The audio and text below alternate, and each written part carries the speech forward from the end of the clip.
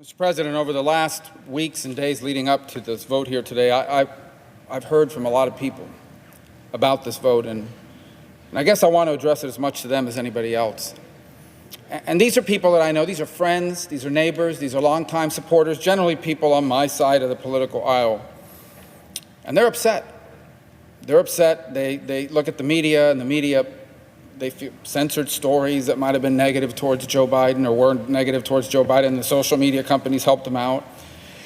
And they saw how some states tinkered with and even mutilated state election laws, and they have doubts that the election was legitimate. And it gives this country this extraordinary crisis of confidence, which is very dangerous because democracy is very fragile, and it's not held together by elections. Democracy is held together by people's confidence in the election and their willingness to abide by its results. And so the notion was, we need to do something, we need to fight. And several of my colleagues have adopted the idea, and I respect it, that they're going to object. Now listen, it's important to understand something. Even the people objecting in the Senate recognize that it's not going to pass. It's not going to change the outcome, but it's going to send a message. And it's going to make a point. The problem is, I think it's a terrible idea at this moment. Just hours ago, a young lady died in this Capitol. That means somebody somewhere in this country got a phone call that their daughter was dead. Daughter was going to a political rally, she is dead. Died in this Capitol, somewhere not far from where we are standing. We had police officers, the men and women that we walk by every single day that guard the doors and we say hello to, out there with riot gear, getting spit on and attacked. Today, not 10 weeks ago, just a few hours ago. And I think it's important to think about all those things on a night like tonight and everything that's happened. You know, I wouldn't even be here today. I doubt very much where I would even have been interested in politics had it not been for my grandfather. He died when I was 14, but I grew up at his knee. He would sit on the porch, he would smoke 3 cigars a day, and he loved history.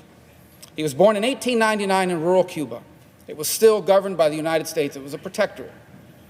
3 years later, it gained its independence and became a republic.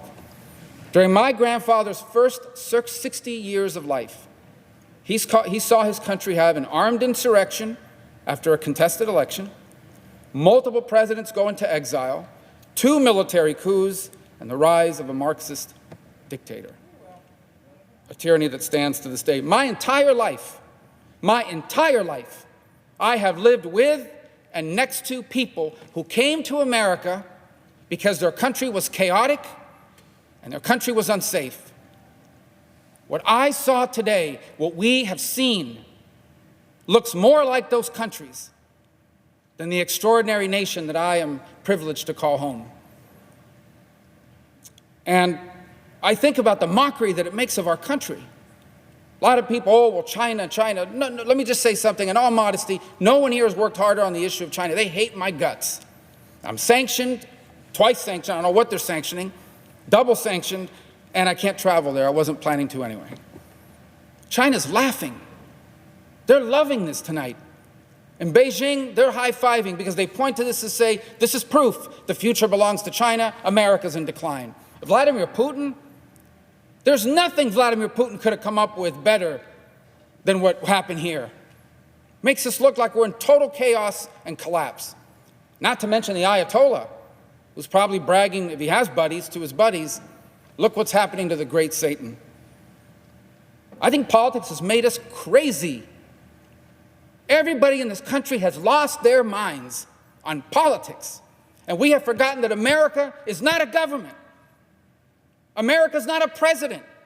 America's not a Congress. Let me tell you what America is. America's your family.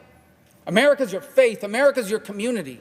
That's America. That's what our adversaries don't understand, and that's what we need to remember. That is how we're going to rebuild this country and turn the page and have a future even brighter than our past. And so that's why I feel so strongly about this, and why I hope those who disagree with me will understand. I yield the floor.